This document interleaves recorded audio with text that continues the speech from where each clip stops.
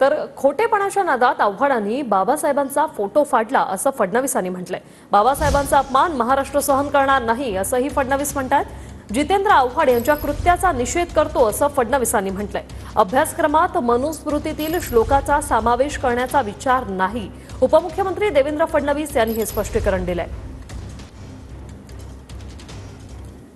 खरं म्हणजे रोज एक खोटं बोलायचं आणि त्याचा नरेटिव्ह तयार करण्याचा प्रयत्न करायचा, हा प्रयत्न इंडिया आघाडीचे नेते आणि जितेंद्र आव्हाड करतायत। कुठल्याही अभ्यासक्रमामध्ये कुठेही मनुस्मृतीचा कुठलाही श्लोक घेण्याचा विचार देखील महाराष्ट्र सरकारमध्ये कोणी ठेवलेला नाही, तो कधी आलेला नाही। आणि आज या आंदोलनाच्या नादामध्ये, खोटेपणाच्या नादात त्यांनी चक्क भारतरत्न डॉक्टर बाबासाहेब आंबेडकरांचं फोटो फाडण्याचं काम हे त्या ठिकाणी केलंय।